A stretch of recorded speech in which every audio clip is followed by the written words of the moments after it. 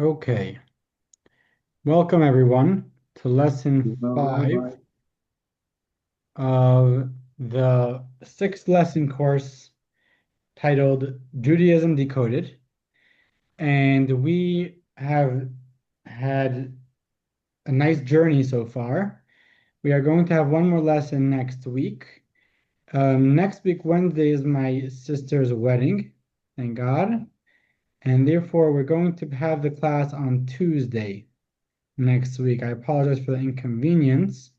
But if you're able to be with us Tuesday next week, that would be incredible. Otherwise, you will receive the recording of the class. So that will be Tuesday, 7 p.m. Next week.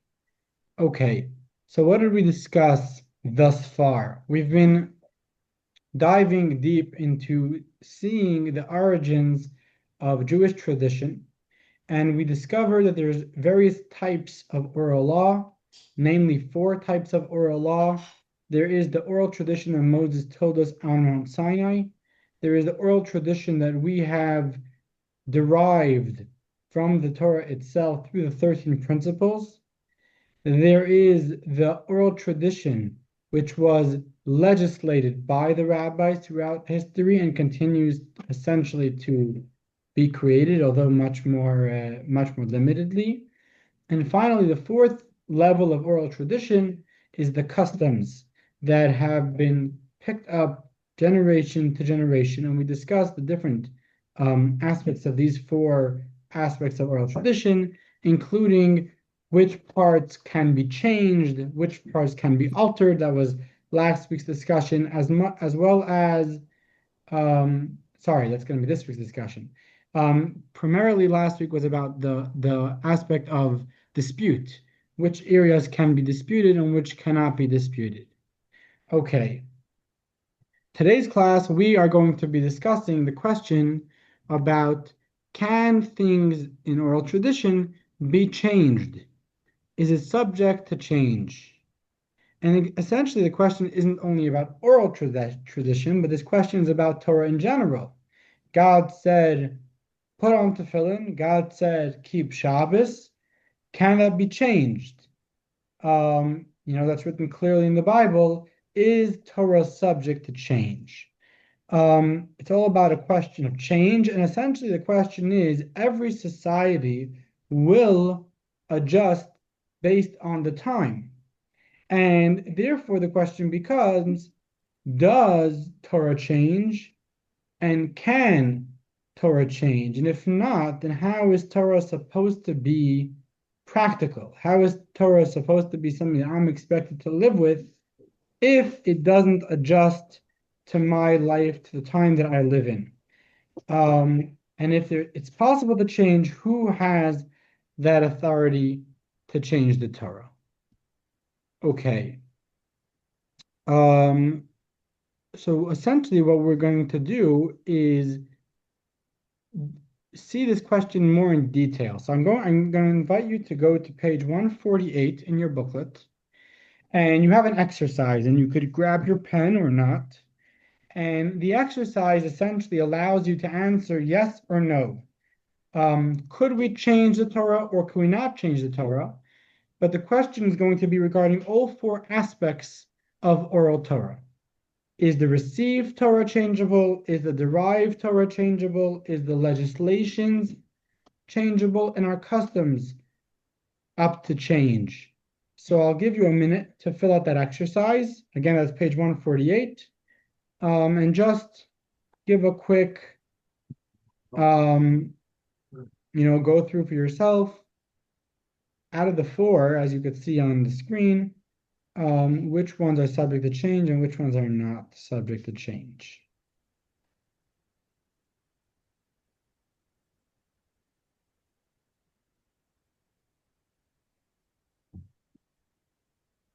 Okay. Um, so we're going to revisit this later on in the lesson. Now that you have your notes that you wrote for yourself, let's see what JLI has to tell us. So when it comes to changing the Torah, and changing the oral Torah the way it was received on Mount Sinai. The Maimonides writes as follows: there will be no additions to the Torah, nor any subtractions from it, neither in its text nor in its received explanation. So, regarding the first aspect of the oral Torah, the received oral Torah, the one that Moses told us on Mount Sinai, that is not subject to change. This is something that we know from the time of Moses. Never will there be any change in that. We will see later in this class how true and how definitive that indeed is. And the question is why?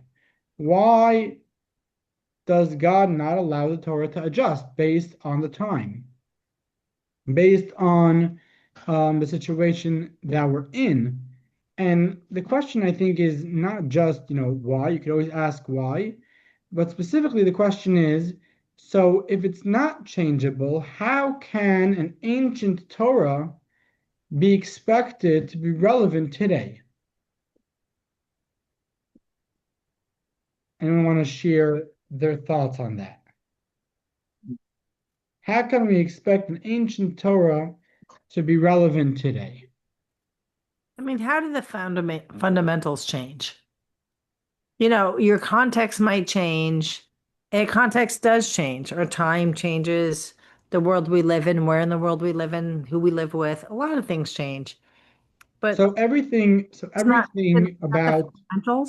any law that you're going to visit around the world, any human-made law, um, is ultimately going to change and definitely should be subject to change. There always has to be the possibility, even, you talk about the the the initial amendments that America was constructed on. There has to be the ability to change because the society will change.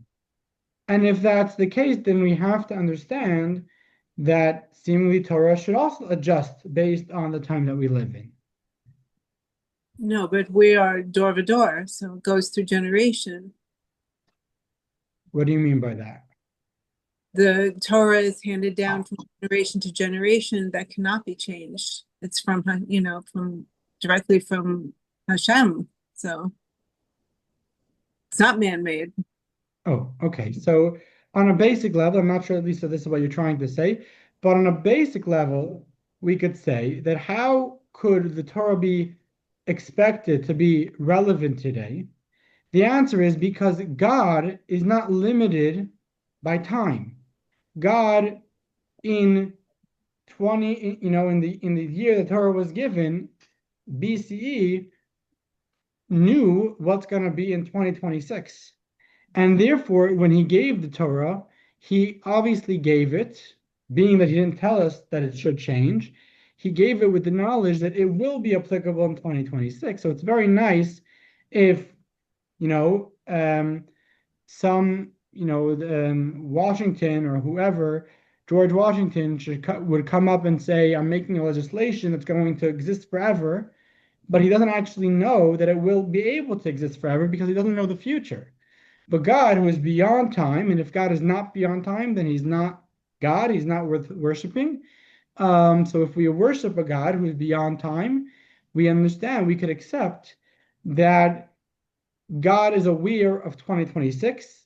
And therefore, when God says, keep Shabbos, no matter what, no matter when, he included the circumstance that I'm in, namely 2026. Indeed, there are mitzvahs that God says, do them until a certain time.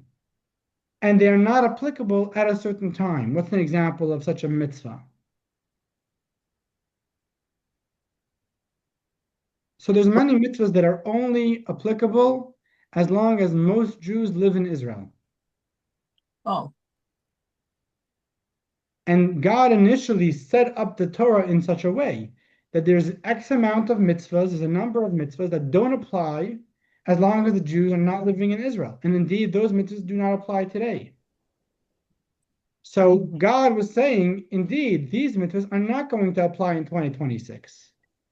So unless he stipulated clearly regarding a specific mitzvah that it doesn't apply, we can accept that it does apply, and we can accept that he knew what he was talking about because he knew 2026. God is beyond time. That would be a very simple way of addressing this question.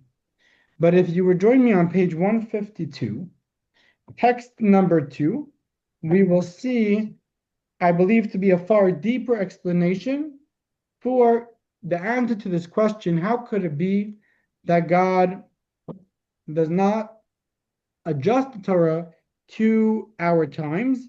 This is a quote from the Tanya, written by the Alter Rebbe, the first Chabad Rebbe. And David, I'll take your question before we read it. Yes. I was just going to say, when you talk about keeping Shabbat, clearly it's something we're supposed to do. But how it's kept is the question. Why is that a question? Well, because I think you keep it differently than I do, yet I think my way is no less valid than yours. Okay, so I definitely don't, not looking to get personal here. And I don't take it personal. In my mind, it's not personal, it's not my way versus your way. It's not a value judgment. It's that each of us is choosing. Right. But what I would say is, revisiting our conversation, that if God said keep Shabbat in the Torah, he wrote keep Shabbat, he obviously would have said what that means, how to keep Shabbat. What does that mean to keep Shabbat? And Moses, indeed, when he came down from Mount Sinai, he told us exactly what that means. He told us what God means when he says keep Shabbat. What does it mean to rest on Shabbat? You with me? Well, yeah, I rest more than you do because I drive to temple. I don't walk. But then the question becomes, what does rest mean? And that's not up to interpretation because God didn't leave it up to interpretation. God told Moses exactly what he meant by rest. Well, he didn't say don't drive. So it depends if you have an electric car or if you don't have an electric car. And if we go into many questions, the questions from where are you driving, whether driving is a going question of being What? able to feel very connected to the religion, to Torah, to God, and feel good and confident that what you're doing is appropriate. And yet we can be doing different things. Right. But They're ultimately, not in Torah, conflict with the values of how we treat one another. so ultimately, Torah is not about a feel-good religion. Torah is not about me, whether I feel God in my life, because that wouldn't be God, that would be my feeling. So if a religion which is based upon whether I feel something or not has nothing to do with God, that has to do with my own feeling that I'm creating, and the value in that religion, it has value, but the only value it has is the feeling that it gives me. It doesn't have any more value than that. In truth, Judaism has far more value than the feeling of my feeling for God. The feeling that I have towards my religion, the value that Torah brings, that Judaism brings to my life, is changing the universe, an actual relationship with the creator of the universe. And when we have that relationship, this goes back to, I think we discussed this in one of the classes, or maybe in the previous course, mainly in the previous course, we had a conversation about this, where the value of Judaism, the value of Torah and mitzvahs, is transcendent, is the ability to connect to the creator. And to have that ability, I have to be on the creator's terms. I cannot be on my terms.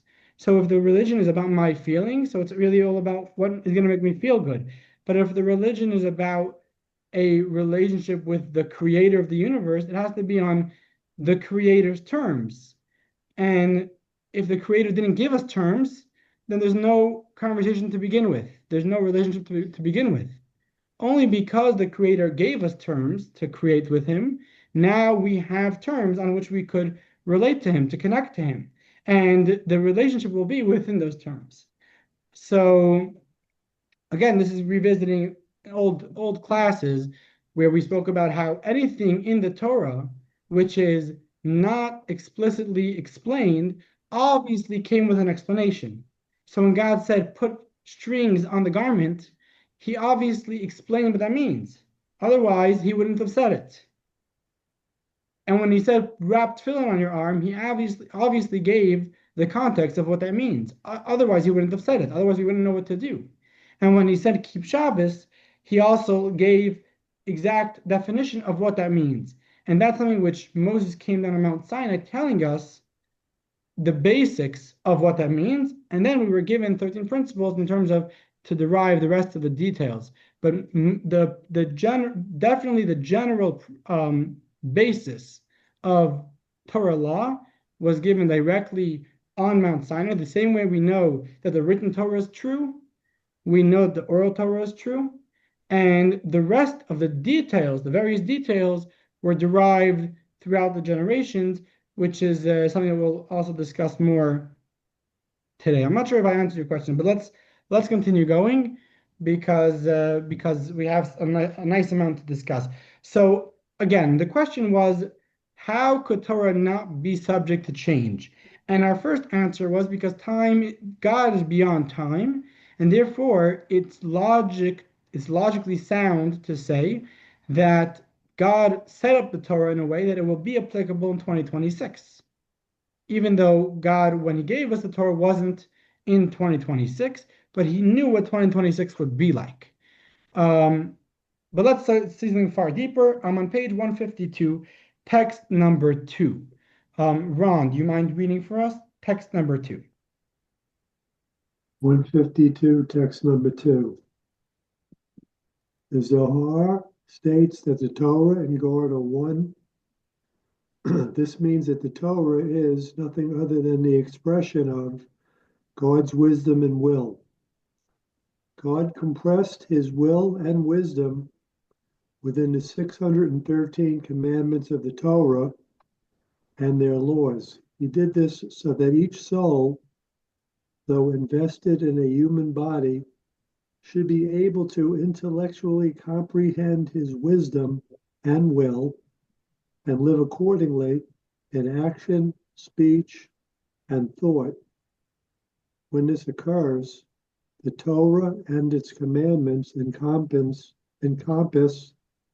the whole person, and the person is completely and literally bound up with God in the bundle of life. Okay, so now we see, which is something that I just touched upon in response to David's question, that Torah is not just about how God says the human being should ideally live. God created a world and gave us a manual saying these are the ideal rules of how to run this world and how to live in this world. Rather, Torah, the entire Torah, is the will of God, is the wisdom of God. If Torah was about having a good world, then essentially Torah could have been given to man. Torah could have been given to man to figure out how we're going to have the best world, a good world. He could have given the rules. He could have given a general outlook, a general, basic framework, and we would create the rest. Why was Torah given on a mountain with thunder and lightning and a revelation of God? Because Torah is not just about morals and living a decent human life. Torah is the word of God. Torah is the wisdom of God. And more importantly, Torah is the will of God. And God gave us the Torah saying, I want that you should be able to connect to me, to my will. And how are you going to connect to me? How are you going to connect to my will? By me telling you my will, and you're going to follow suit. So Torah isn't subject to change because God isn't subject to change. Torah is one with God. Torah is not a separate entity. Torah is one with God. So there's a number of points here. Let's break it down. Point number 1 is, it's not only that God is beyond time and therefore he knows what 2026 is going to be like, and therefore Torah is applicable in 2026. Torah is outer worldly. Torah is a wisdom which is beyond time and space, which is beyond our world. And therefore, it's going to be applicable at any given time. Because Torah is not just about fixing my reality, Torah is about connecting to God. And therefore, if God doesn't change, his commandments don't change.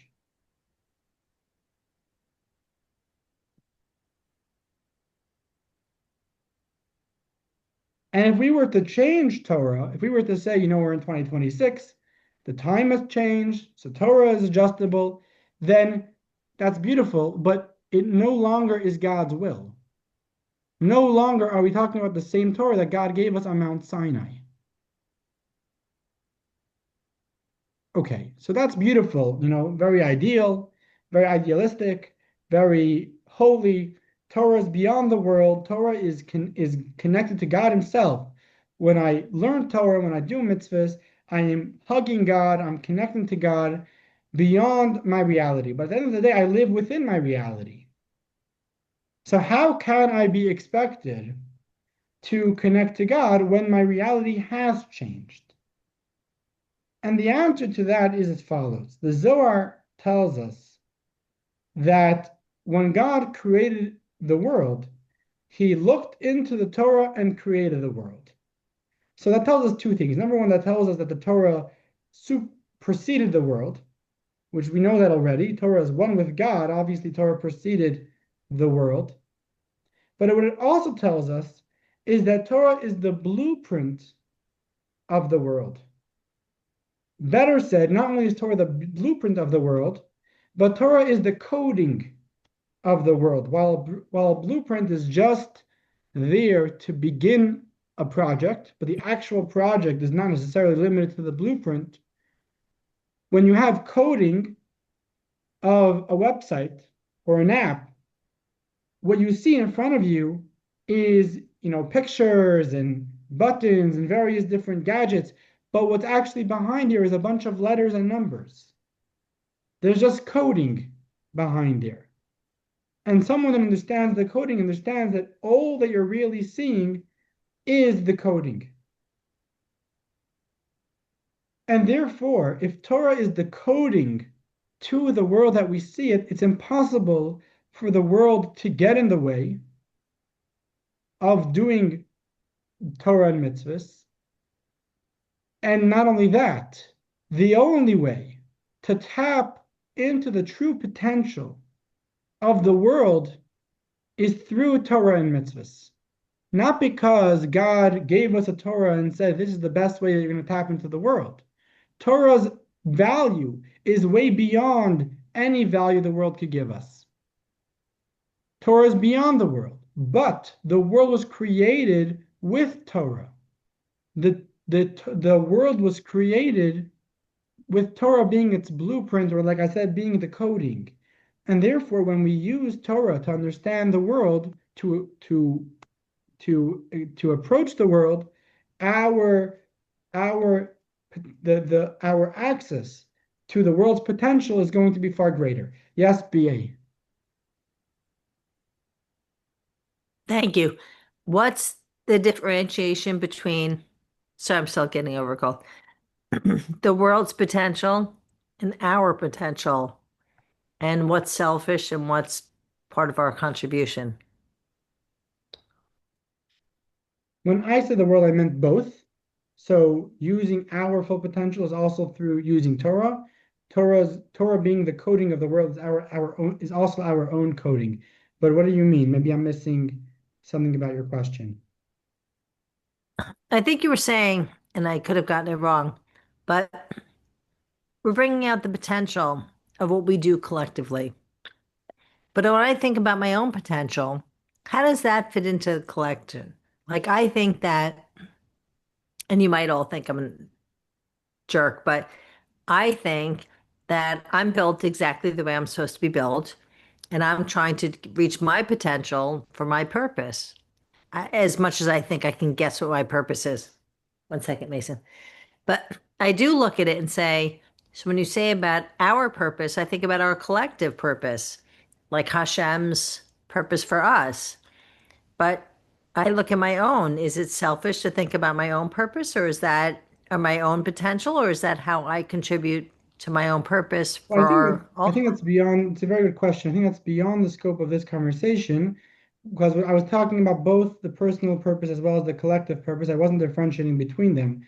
On one foot, if I wanted to address that question, I would say that in Torah's value, in Torah's view of our world, the collective is made up of the individual. So never is the individual disposed of. Never is the individual, in terms of their details, in terms of their background, ignored. It always has to be brought into the picture. Whether you, as a person, as an individual, will choose to live their life based on your own potential and your own accomplishments, or you'll choose to see yourself as part of the greater whole, which is obviously greater, is up to you. And we can have phases in life, and each of those have their merits and their values. But again, I think it's slightly beyond the scope of our conversation. I meant essentially both. Okay, I wanted to welcome Justine and Adi and Judy. Welcome. Good to see you. Thank you for joining us. Okay, so in quick summation of everything that we've discussed thus far, we discussed the fact that Torah, as it was given on Mount Sinai, both the written Torah as well as the oral Torah, what Moses told us on Mount Sinai, is unchangeable. And the question was, how could it possibly be unchangeable? How could it be relevant today if times have changed? And we gave two answers. The simple answer was simply because God knows the future. But then a far deeper answer was that Torah is not about just living a good and happy life. But Torah is about connecting to the infinite. And infinity doesn't change.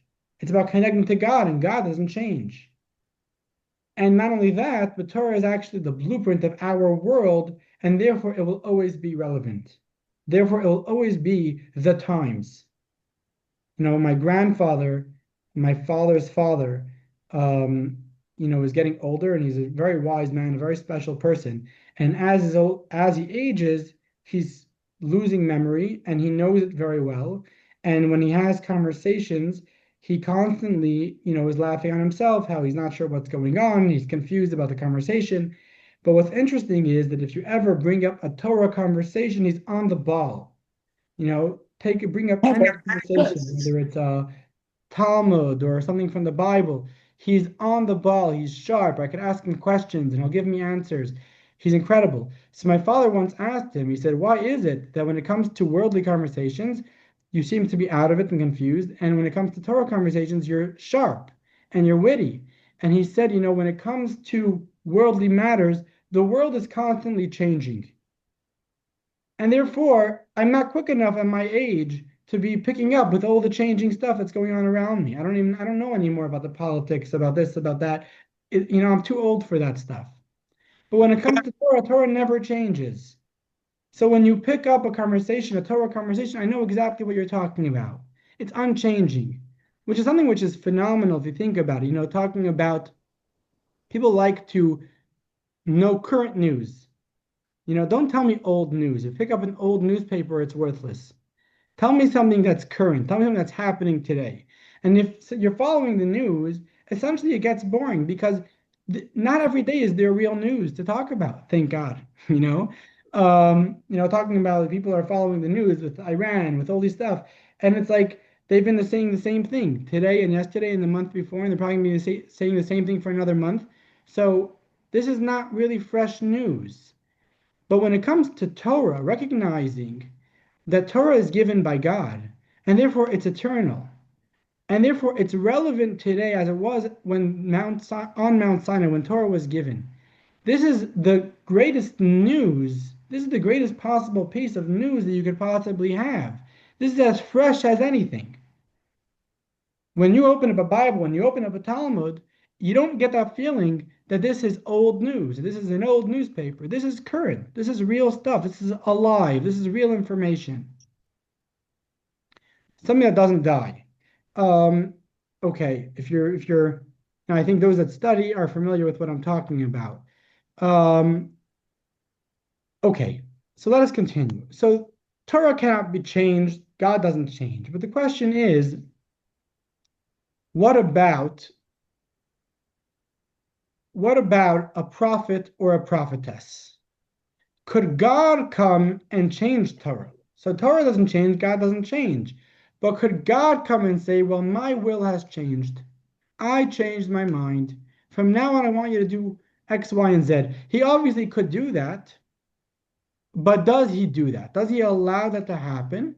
If a prophet or a prophetess were to come and say, last night, God came to me and told me that from now on, we're not going to keep Shabbos on Shabbos, we're going to keep Shabbos on Sunday. From now on, we're going to stop putting on tefillin. Are we going to listen to that prophet? Sounds familiar. What are you referring to? Saturday to Sunday, no tefillin. Yes. Yes, sounds familiar. Okay. So let's first talk about what is a prophet.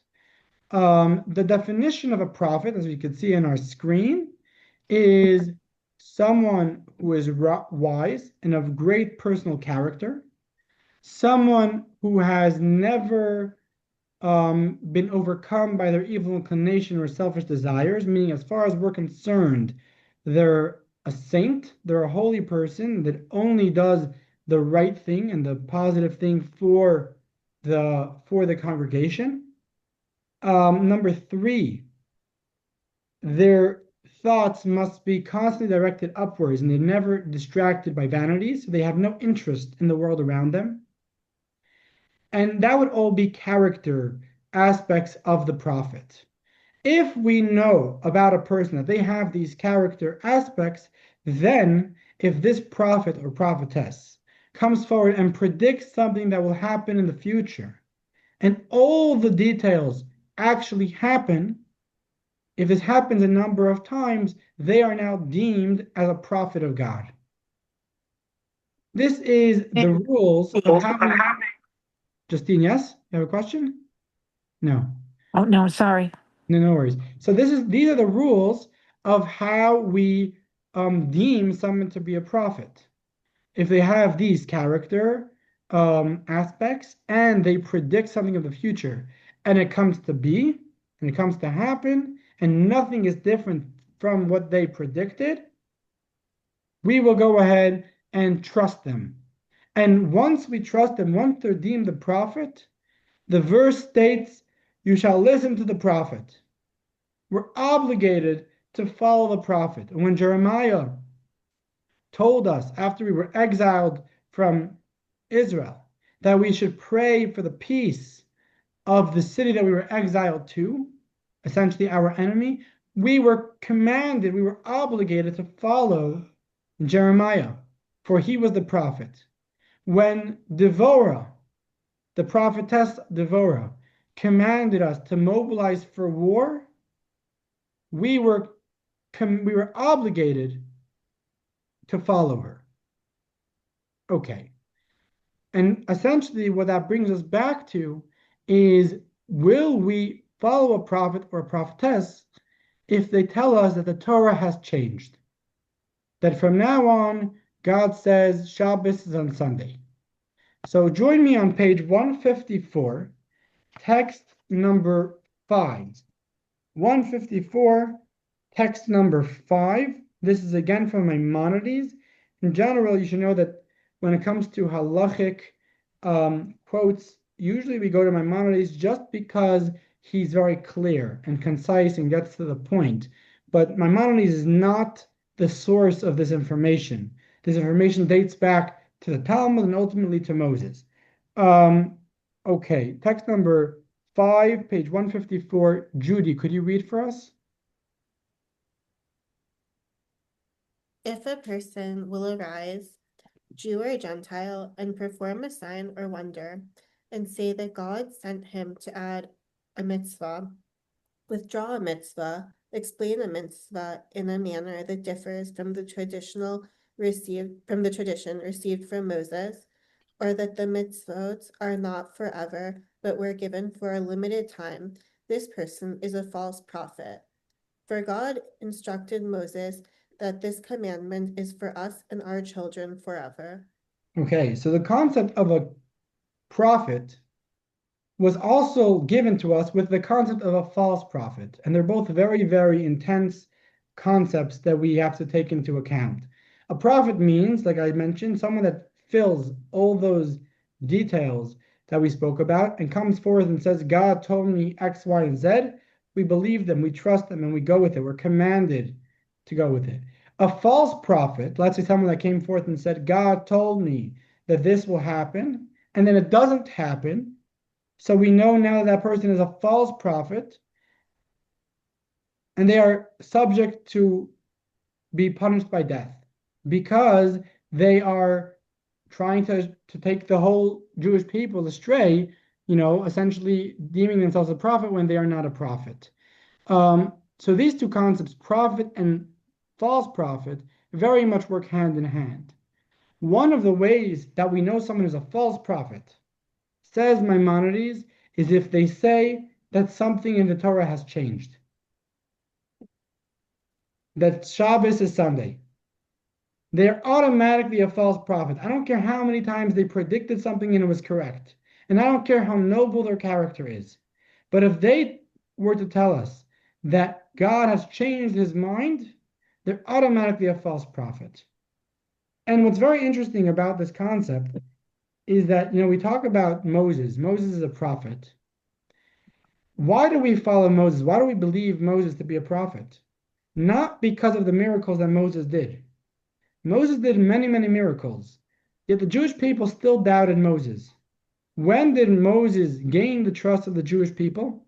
Only at Mount Sinai. At Mount Sinai, the Jewish people saw God speaking to Moses. Now they trusted Moses as a prophet. Miracles are not proof that God speaks to you. People could perform miracles through various ways. Maybe there's black magic. Maybe there's other energies out there that someone could perform a miracle with. A prophet is only deemed because we saw God speaking to Moses. That's why we know that he's a prophet. So how is it that in the future generations, Joshua, Samuel, Jeremiah, Devorah, they come up and we believe them to be a prophet even though we haven't seen God speak to them? The answer is because Moses told us, Moses, who we know was a prophet, told us that there's rules. And if you follow these rules, this person is a prophet. If this person has a noble character and they predict the future and it happens a number of times, they are a prophet. So we don't believe the prophet because of the miracles that the prophet performed. We believe the prophet because they fit the definition that Moses gave for what a prophet is. And therefore, if this prophet were to now ruin that definition by stating that God changed his mind, he or she is no longer a prophet, even if they've performed all the miracles in the world. Because miracles are not what deemed them a prophet. What deems them a prophet is that Moses gave a criteria, and if someone fits that criteria, they are a prophet. If they don't, they are not a prophet. They are not saying the word of God. It's even possible for someone to be a prophet and then stop being a prophet at some point. And it would follow the same mechanism, it would follow the same logic. Now, the reason why it is so important to have this in place, that a prophet cannot change the Torah, is for a very simple reason, and I'm going to allow the text to speak for itself. So join me on page 157, text number 7, and I'm going to ask Anita if you could read for us page 157, text number 7. This is a quote from Moshe Sofer, the Khatam Sofer as he's known, and he speaks about why this concept is of utter importance. The notion that the Torah is not in heaven, Deuteronomy 30:12, and that a prophet may not innovate anything after Sinai, Talmud Shabbat 104a, is the foundation and root of the entire Torah.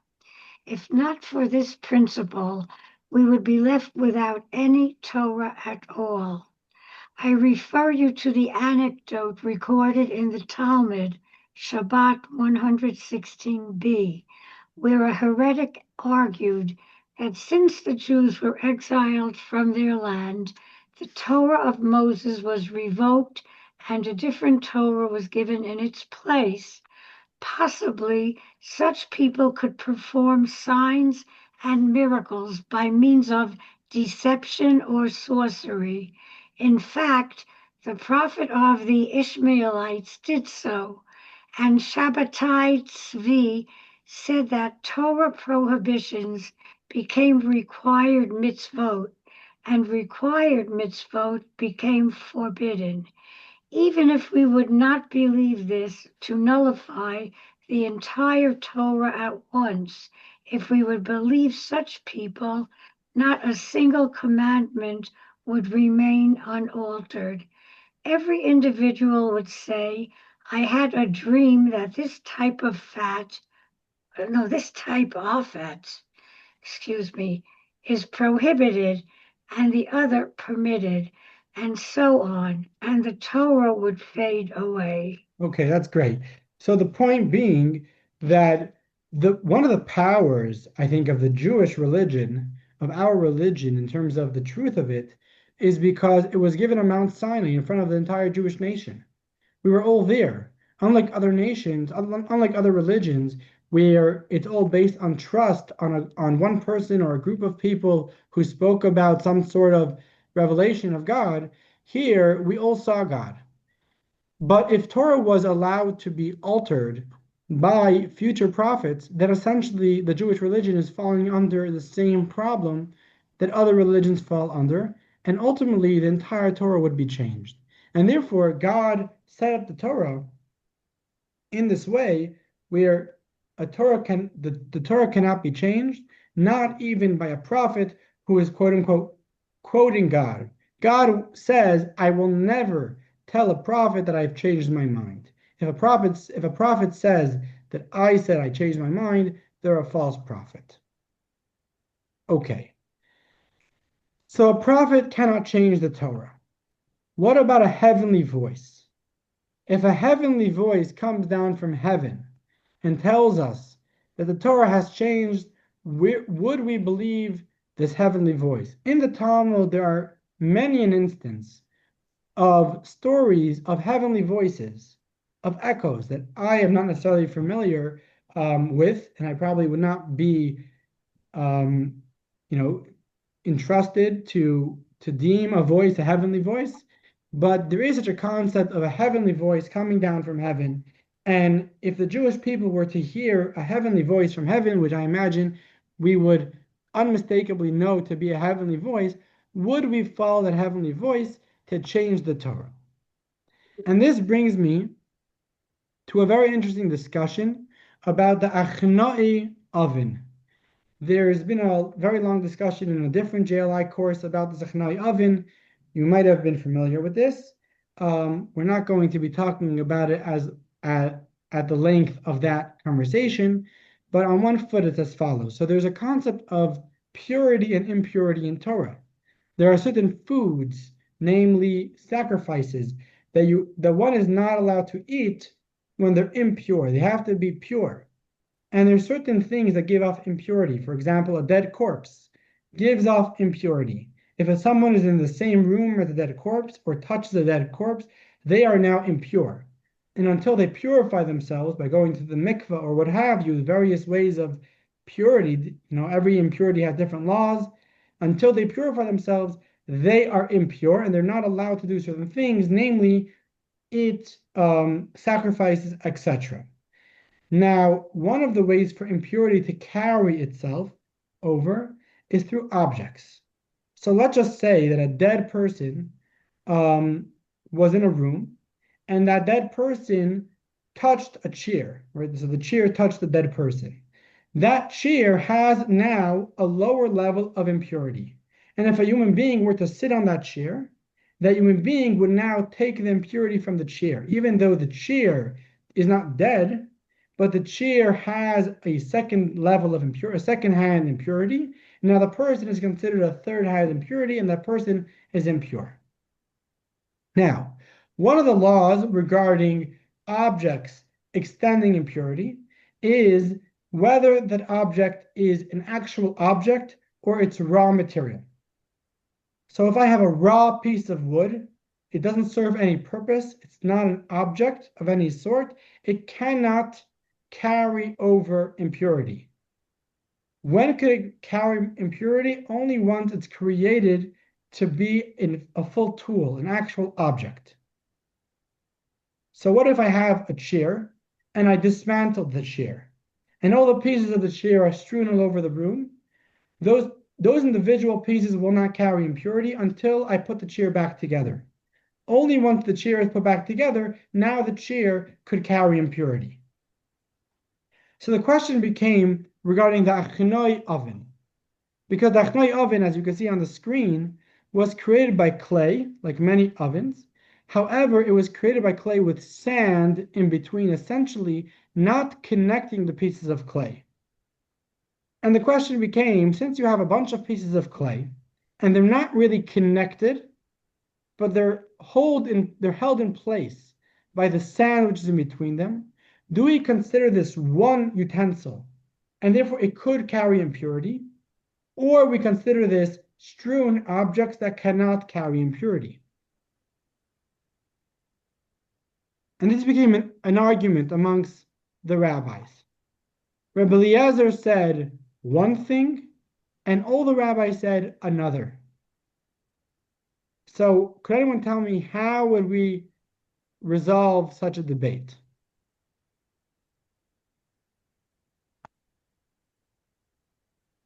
Well, So,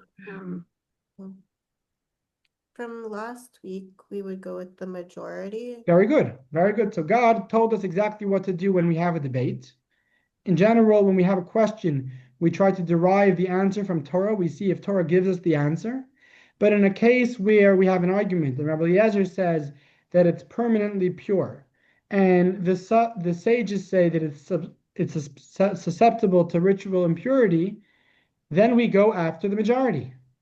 And in the case at hand, the majority was the sages. Rabbi Eliezer, maybe he had a few people on his team, but he was definitely outnumbered.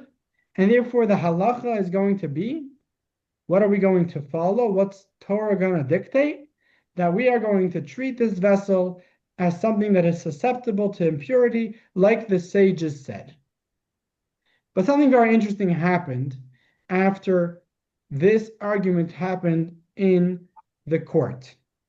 Turn to page 161, text number 8b. And I'm going to ask Adi if you could read for us. Text number 8b. Well, 8b, it starts on page 160. Okay. Oh, no, that's in Hebrew. Okay, I take it back. Okay, unless you want me to read the Hebrew. Okay. No. Okay. On that day, Rabbi Eliezer brought forward every imaginable argument to prove that the Achnoi oven is not subject to ritual defilement, but the sages did not accept his arguments. Said Rabbi Eliezer, if the halacha agrees with me, let this carob tree prove it. Thereupon the carob tree was uprooted and moved a distance of 100 cubits. Others say 400 cubits. No proof can be brought from a carob tree, they retorted.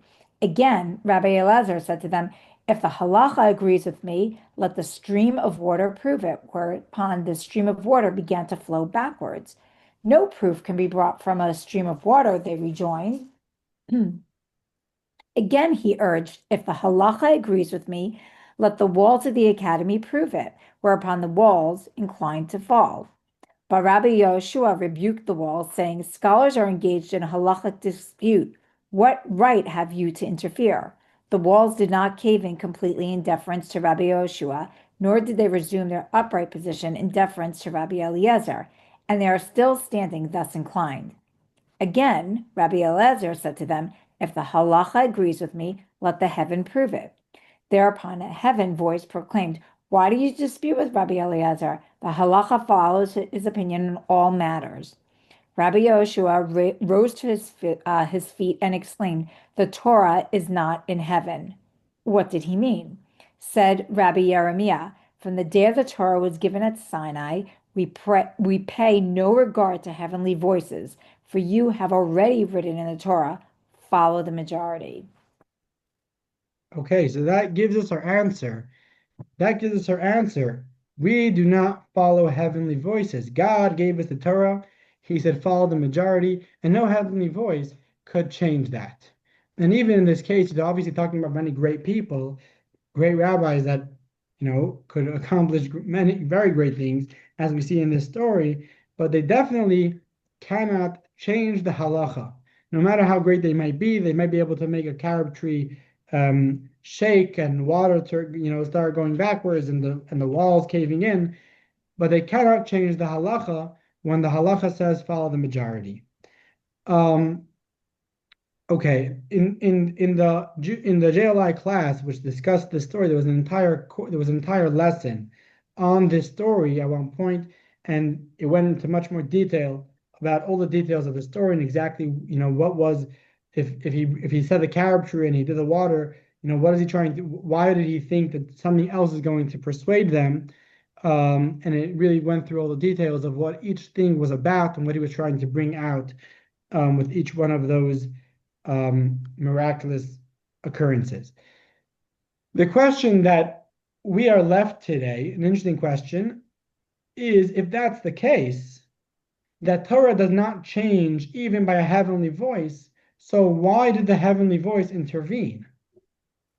You would think that if the heavenly voice intervened, that is the greatest proof that Torah should change based on the heavenly voice. If the halacha is not like Rabbi Eliezer, because we follow the majority, why would the heavenly voice say the halacha is like Rabbi Eliezer? I think that's a good question. So there are many answers to this question given, and just to state a few of them. So one answer would be that the heavenly voice, as well as Rabbi Eliezer, weren't looking to change the halacha. The fact that we follow the majority is a fact. And nothing is going to change until the majority changes. Rabbi Eliezer was hoping to influence the majority. Rabbi Eliezer was hoping that by a heavenly voice stating that halacha is like him, he will influence the rabbis to rethink their logic and to ultimately see it from his point of view. And ultimately, hopefully, he's going to have the majority, and with that, he'll change the halacha. He never intended to change the halacha through a heavenly voice, and neither did the heavenly voice have that intention. Indeed, if you look at the language of the heavenly voice, it doesn't say that the halacha is like Rabbi Eliezer. Rather, the heavenly voice says, why do you argue with Rabbi Eliezer if the halacha is always like him? Meaning to say that practically, if you're going to argue with him, the halacha won't be like him, but you shouldn't argue with him because the halacha should be like him. But ultimately, the halacha is going to go like the majority. That's answer number one. Another answer would be to test the sages. So very often things happen in the world that we don't understand, and the answer is God is testing us. And this too would be an example where the sages were being tested in terms of their loyalty to Torah. Would they be persuaded by a carob tree, by water, by the walls caving in, or even by a heavenly voice? Or will they not be persuaded? Which leads us to the third answer, which is that ultimately this story taught us a lesson for life. And not only for life, but for generations, right? So because this heavenly voice came forward and said halacha is like Rabbi Eliezer, that gave us the opportunity to be taught that we do not follow a heavenly voice in the place of Torah. When Torah said we follow the majority, once the majority has decided, we will not follow the heavenly voice in the place of the majority, and that lesson we indeed learn from this story.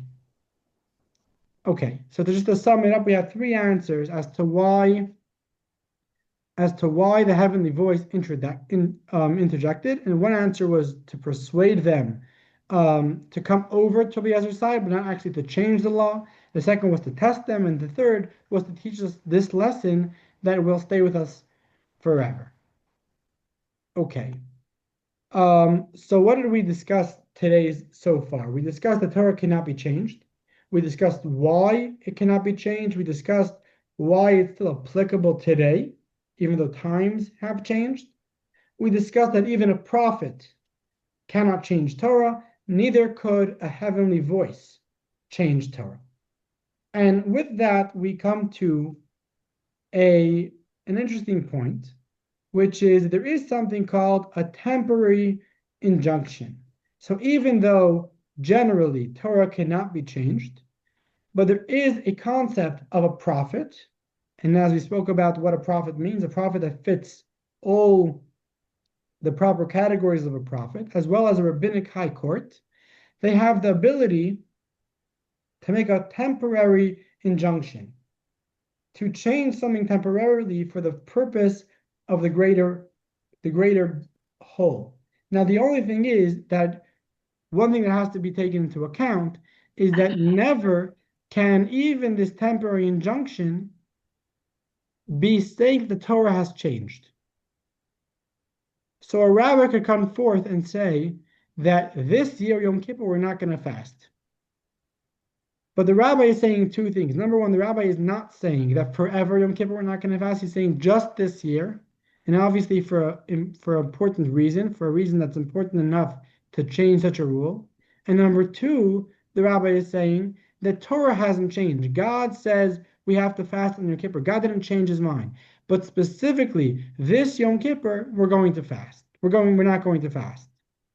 Right?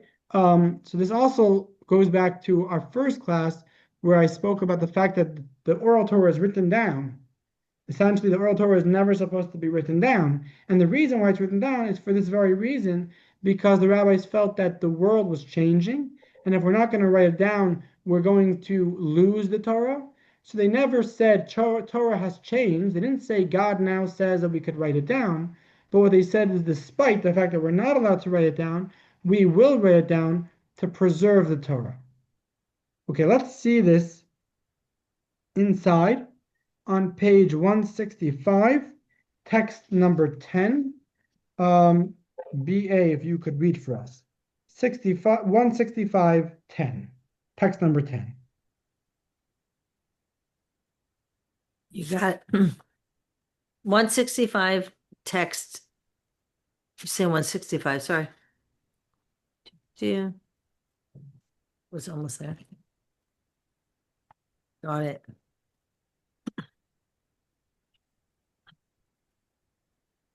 When people who have already established themselves as prophets instruct us to violate one of the mitzvot of the Torah, or many mitzvot, no matter their severity, but only for a limited amount of time, it's a mitzvot to listen to them. We have learned from earlier sages who transmitted this received law. Hearken to everything a prophet tells you, even to violate a precept of the Torah, like Elijah did on Mount Carmel, but only do so if this is temporary instruction. And do not hearken, even temporarily, if he tells you to serve idols. Okay, so this is the second important point when it That's comes a big to a last temporary. sentence, by the way. What do you say? That's a big, even if don't hearken, if even temporarily he asks you to serve idols. Like I Right. think big one. So when we spoke about a false prophet, if the prophet told us that the Torah has changed, they're automatically a false prophet. If a prophet didn't tell us the Torah has changed, but told us that because of circumstances we should be changing something currently temporarily, we will follow them unless they say temporarily we should be serving idols.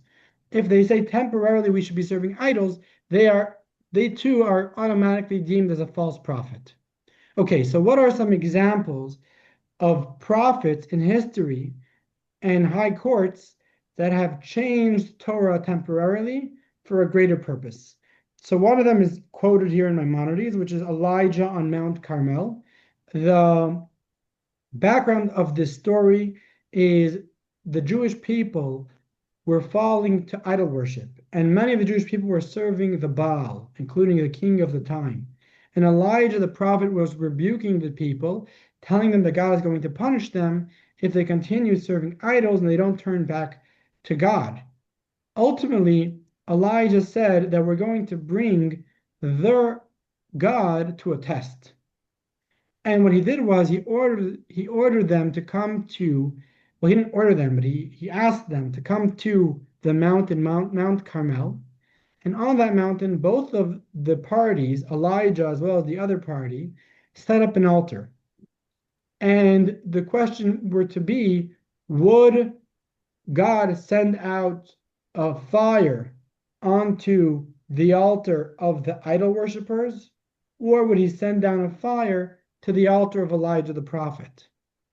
And indeed, it's a long story. I'm not going to go into all the details, but the false prophets of the Baal, as it was called, the idol of the Baal, were singing and jumping and dancing and cutting themselves, praying, hoping for a fire to come down from heaven, while one of their sneaky guys were crawling under the altar, trying to light a flame secretly, which God performed a miracle and that didn't work out. A snake came and bit him, and ultimately they made a fool out of themselves, and everyone saw that they were false prophets.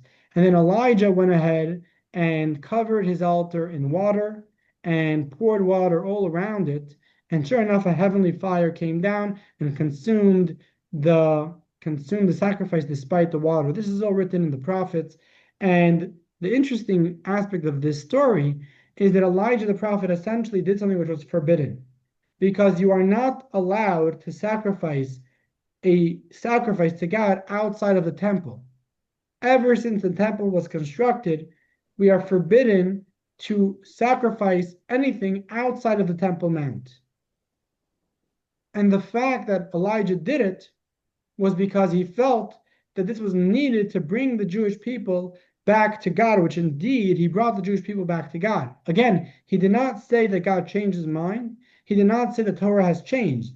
But what he did say is temporarily, we must change something. We must do something different for the sake of history, for the sake of bringing the Jewish people back. And this is included in what the Torah writes, listen to your prophet, that when there's a temporary injunction, we follow that prophet. Another example is it is forbidden to chop down trees during war. And Elisha the prophet commanded us during a specific war to chop down trees. Again, that was a specific situation where he felt it was necessary, and therefore we followed him. Another example was when the Beis Hamikdash, when the Holy Temple was initially constructed, the prophet of the time commanded us not to fast that Yom Kippur. And I mentioned this earlier.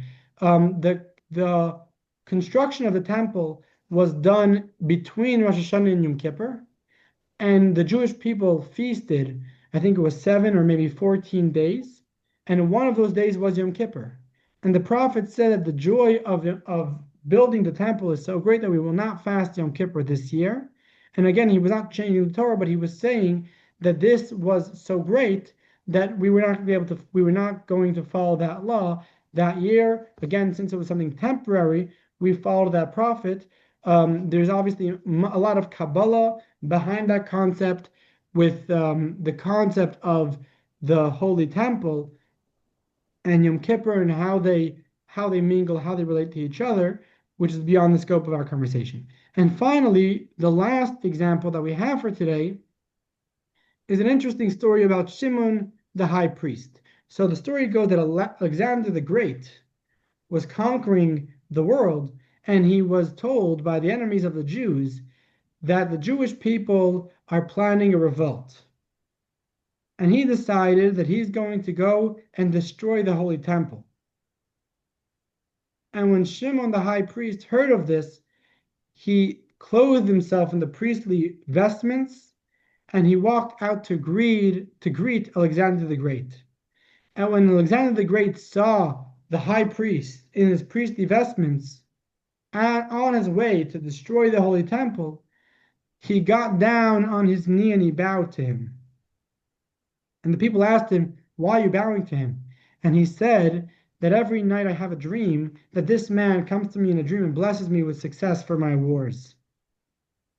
But the question is, that was obviously a miracle and something which, God saved us from that predicament.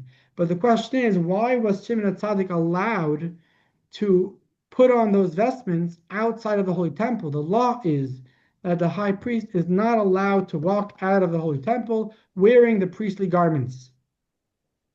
And the answer was because Shimon HaTzadik, Shimon the high priest, felt that in that circumstance there was a need to temporarily do something, although it was against what the general law is. So those are four examples in history where there was a prophet who deemed something to be changed, something which didn't happen much in history.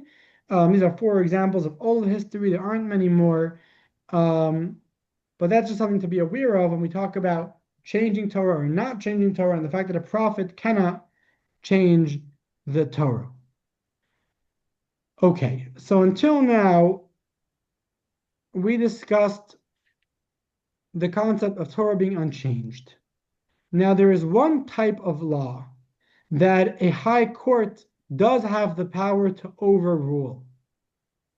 And this is an interesting idea, something that we all know, but we're not necessarily familiar with. So here's a question for you. I'm wondering if any of you know the answer to this question. If Rosh Hashanah falls out on Shabbat, will we blow the shofar on Rosh Hashanah? No, No. Why? because it's Shabbat. But the Torah says to blow the shofar. But doesn't that work? But the Torah says to blow the shofar. And the mitzvah of blowing the shofar, essentially the shofar is not overriding the Shabbos specifically. And besides the fact that in general, a positive mitzvah overrules a negative mitzvah. So if God said, do not spill blood on Shabbat, and God said, give a brit on the, you should circumcise your son on the 8th day. If the 8th day falls out on Shabbat, we circumcise our child. Because a positive mitzvah overrules a negative mitzvah.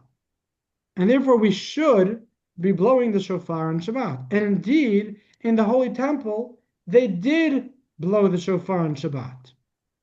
Oh, then we should. Another question. If Shabbos falls out on Sukkot, and not if, but when, because always Shabbos will be on Sukkot. One of the 7 days of Sukkot will be Shabbos. Do we shake the lulav and the etrog on Shabbos? No, we don't. The answer is no. Yeah. And a third circumstance where we also don't do it because it's Shabbos would be the Megillah. So Purim today can never fall out on Shabbos. But when Purim was able to fall out on Shabbos, we would not read the Megillah if it fell out on Shabbos. Is that true? Oh, I didn't know that. Huh. Do you Why? read it the next day? The Megillah? We read it the next day or the day before, depending on the situation. So why is it that we will not blow the shofar or shake the lulav or read the Megillah on Shabbos? Any takers to that question?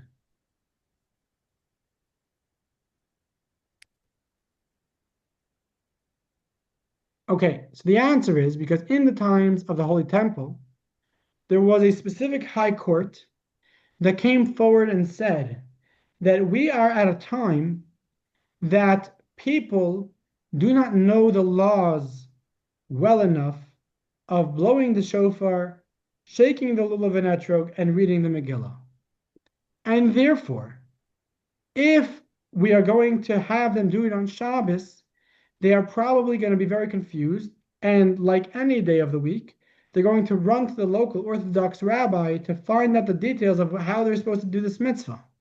And because of their confusion, they might forget that they're not supposed to be carrying those objects in public property. Mm. And on Shabbos, you are not allowed to carry objects in public property. And therefore, they said that we will not do these mitzvahs in order to make sure that we do not transgress carrying on Shabbat.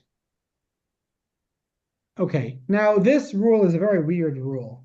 And there's a lot of questions that could come up when you have this rule. The answer to those questions, including the questions, are beyond the scope of our conversation. There's so much spoken about this, including a lot of Kabbalah behind this rule.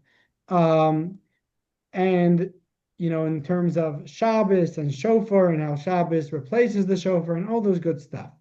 But going back to the raw Jewish law, how is it possible the rabbis are allowed to change the Torah? If the Torah says blow the shofar, how could the rabbis say don't blow the shofar? If the Torah says shake the lulav and etrog, how could the rabbis say don't shake the lulav and etrog? And the answer is rabbis were given the ability by God in the Torah in order to preserve an aspect of the Torah to restrain. So they can never say we're changing something. They can never say, we're not going to do the Shabbos anymore. But they could say, don't blow the shofar or don't shake the lulav for the sake of preserving Torah. Okay, so those are the two exceptions to the rule in terms of can Torah change. Exception number one is that temporarily a prophet could change something if there's a big enough need. And exception number two is what's called the restraining order. They're allowed to say, do not do something, be passive for the sake of a greater need, whatever that need might be. And in this case, it's not necessarily understood on one foot, but again, it's beyond the scope of our conversation. Okay. So we just discussed in terms of the Torah as well as the received Torah on Mount Sinai, can it be changed or can it not be changed? We are now going to move on to what's called the derived Torah. So if we know there are 13 principles of derivation of how we derive from the written Torah. If there's a high court at a given time which derives something from the Torah, can a later high court derive it differently and therefore change the law?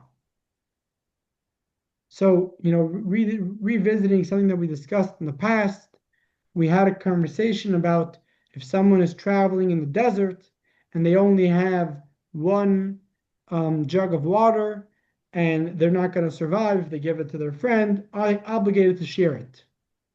Do we remember this conversation? And we had an argument with one rabbi saying that yes, we are obligated to share it, and the other rabbi saying no, we are not obligated to share it. And both of them derived it from the verse. And how would we decide the law? We would go after the majority. Well, what if in 100 CE the rabbis said that we follow the opinion that says we are obligated to share the water, and then 200 years later the majority of the rabbis saw it differently. The majority of the rabbis actually held the other way, that we are not obligated.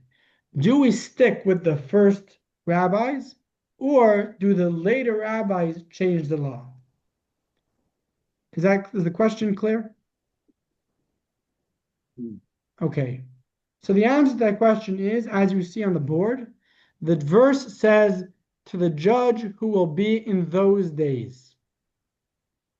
So we spoke about the concept of derivation, and we follow the judges, and the judges have the ability to derive laws from the Torah, and it goes based on the judges of those days. Meaning, a later Sanhedrin, a later high court, have the ability to derive it differently than a previous high court, and we will follow the current or the most current law.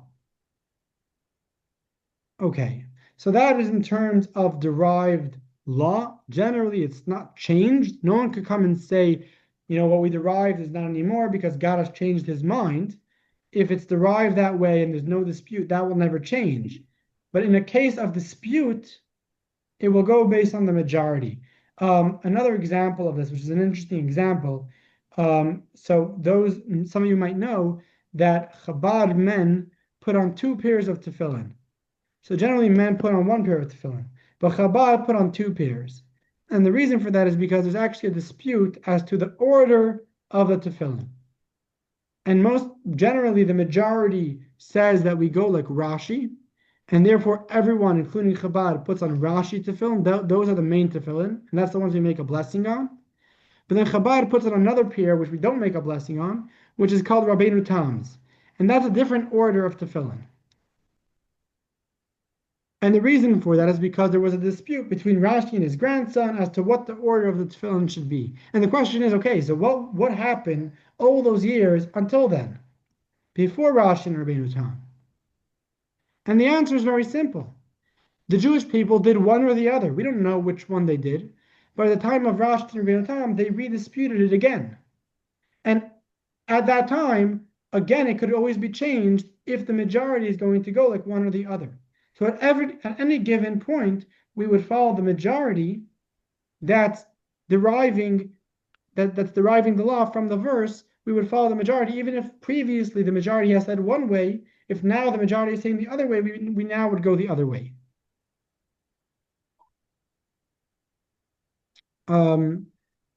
Obviously, this very much is connected to what we discussed in the previous classes, how the derived Torah, including the disputes, as we discussed last week, are also Torah, right? And when God gave us a verse that could be derived one way or another, both perspectives are true.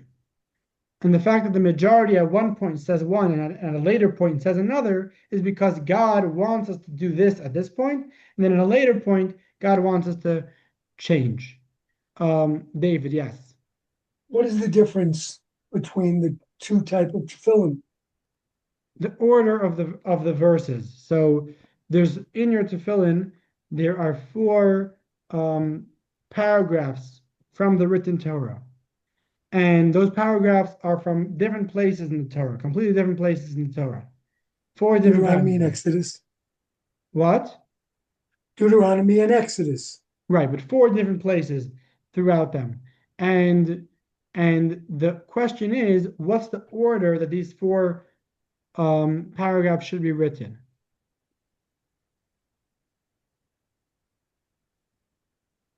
Are you asking me that question? No, that's the argument. That's the argument. Should be written in this order and that order. And obviously, both sides of the argument have a lot of halachic credibility as well as Kabbalistic credibility. So there's a lot behind these arguments and why it should be in this way and why it should be in that way and how it's derived, etc. Okay, we're moving right along.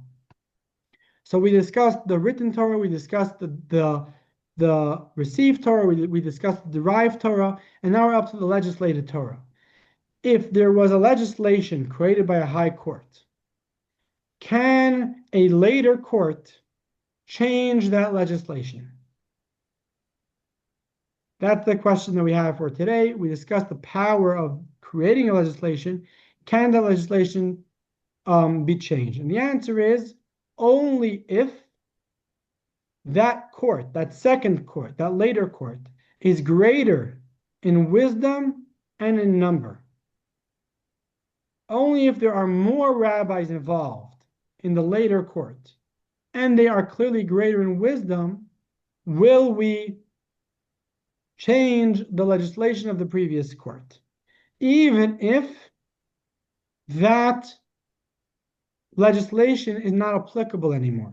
So let's say that there was legislation made for a specific reason, and that reason is not applicable.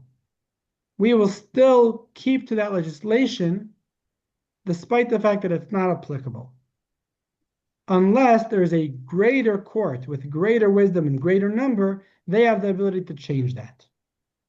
Okay, I want to give an example for this, and the example will be the calendar, the Jewish calendar. So in order to do that, I'm going to preface with a short video about the calendar, which is a great video in general for this course. And then after that video, we'll talk more about the Jewish calendar. So enjoy.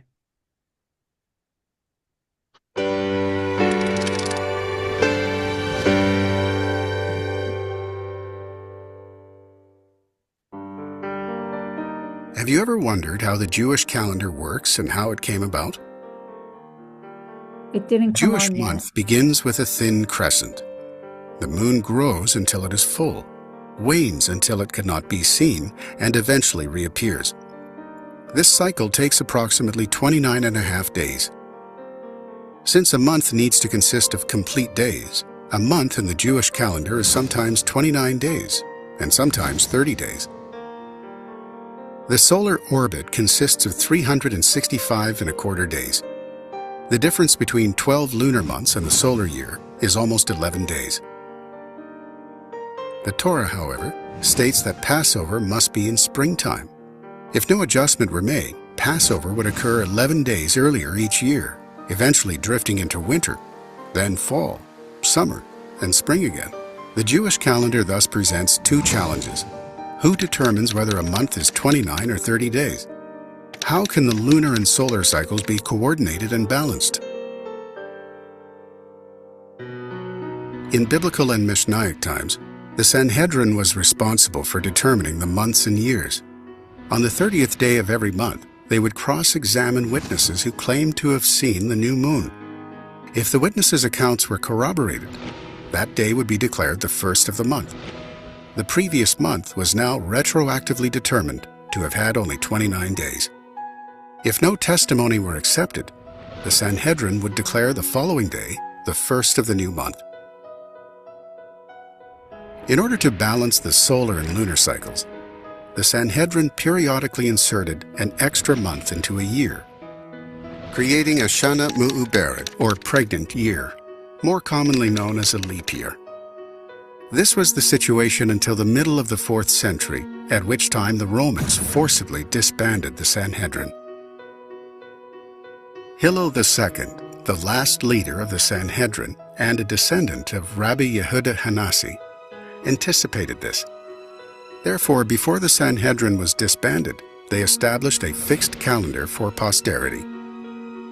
The Sanhedrin declared and established all future new months and leap years, granting the fixed calendar the same validity as the original system. To this day, Jews throughout the world use this sophisticated structure created by Rabbi Hillel. Throughout the centuries, the calendar has been one of the backbones of Jewish unity, as it has ensured that Jews the world over celebrate and observe the Jewish holidays on the very same day.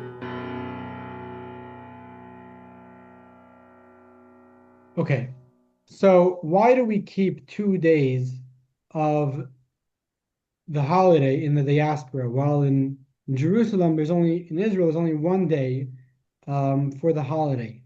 And the answer is because if there comes a time that the Jewish people forget the calendar, we don't have the calendar anymore, somehow the calendar is not available to us, we will have to go back to sanctifying the new moon. And if we're outside of Jerusalem, we don't know when the new moon is sanctified, we don't know when the new month is, we have to do 2 days of the holiday. Now, I think everyone would agree that generally that enactment is not applicable anymore. Well, today there isn't much of a chance that we would forget the calendar, and you're talking about the fact that we have WhatsApp and emails and there's various ways of communication. So when would it be applicable to actually keep 2 days? And yet the law has not changed, and we continue to keep 2 days. And the reason is because even when an enactment is not applicable anymore, we still keep that enactment until a greater, higher court goes ahead and abolishes it. Why? Perhaps the answer is because these enactments, despite the fact that they have reasons on their surface, but they really have many more deeper reasons. And those deeper reasons might still be applicable today. And therefore, we would need to have a greater court to deem those reasons unapplicable. So for an example, join me on page 172, text number 16. 172, text number 16.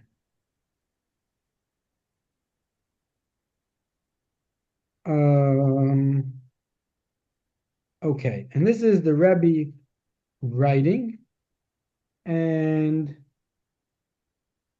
I'm going to ask David if you could read for us. With regard to the second day of the festivals, that in Israel they celebrate 1 day, whereas in the diaspora They celebrate 2 days. We shall understand this based on writings of Rabbi Moshe Cordovero, or his work, or Nerav. He writes that the world at large, because of its coarse nature, cannot assimilate the light and energy of the festival in 1 day in the way that the land of Israel can. Meaning, every festival consists of a revelation of supernatural sanctity and transcends time. This is the reason for the festival. The land of Israel, a land that God seeks, a land close to godliness, a land of a lofty and pure nature, can process this illumination in 1 day. The diaspora, however, 1 day is not sufficient to receive this illumination because the diaspora's connection to God is more distant. The diaspora requires 2 days to process what Israel could process in 1. Okay, so this is an example where a legislation created by the rabbis for a specific purpose has deeper meaning, and that deeper meaning obviously still applies today, even when their reason on the surface does not apply, and therefore that would explain to us why we would need a greater court of greater wisdom and greater number to change a legislation like that. Okay, and to finish off tonight's discussion regarding the Messianic era, not only can Torah never change, but even in the Messianic era, when Mashiach comes, the Torah will not change. The Torah will not change, although it says sometimes that the Torah, it says that the commandments will be nullified. The meaning of that sentence is that when the Mashiach comes, when the Messiah comes, we will not be doing the mitzvahs because they're commandments. We'll be doing them because that's who we are. We will not be needed to be commanded with them.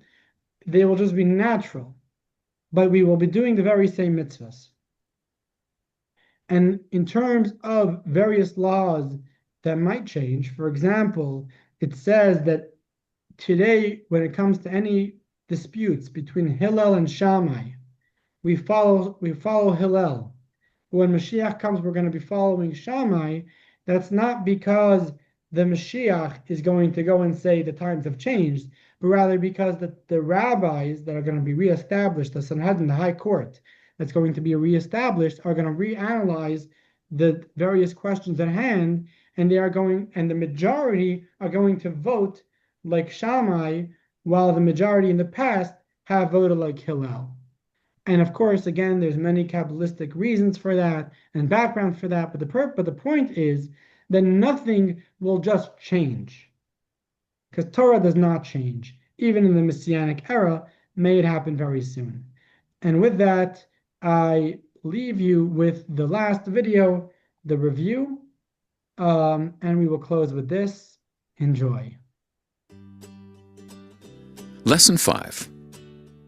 1. Rabbi, I Just don't as think God it's coming on. transcends creation, so does his wisdom and will. The idea Right. then that mitzvot were responses to archaic circumstances is untenable. 2. God does not change, and therefore his wisdom and will, the written Torah and the received oral Torah, are not subject to modification. 3. Modifying the Torah would obstruct the channels through which we experience a relationship with God. 4. We do not heed the directives of a prophet if they contravene the Torah, even if the prophet produces miracles. 5. The Talmudic sages refused to heed a heavenly voice that contravened a Torah law, sending a clear message that nothing can change a Torah law. 6. A prophet, or bit din, can issue a temporary injunction to suspend a mitzvah, but this has rarely occurred. 7. A Sanhedrin can overturn a law derived by an earlier Sanhedrin. 8. To overturn a legislated law, the later Sanhedrin must be greater than the one that issued the legislation. Next week, Is there a rational basis to accept that some 3,300 years ago, God revealed himself to our ancestors at Sinai? Why was Maimonides, a rationalist par excellence, so convinced of the historicity of this event? And in what way is the Jewish claim of divine revelation any different from the many thousands of claims made by various other religious groups? Join us next week for the final lesson of Judaism Decoded. Okay. Thank you for joining us. And again, next week the class will be on Tuesday at 7. I hope you can make it, and if not, we'll send the recording. Okay. Thank you. Thank you so Thank much. you, Rabbi. Have a good night. Bye, Bye. everyone. You all Thank again you. too. Have a good night. All the best.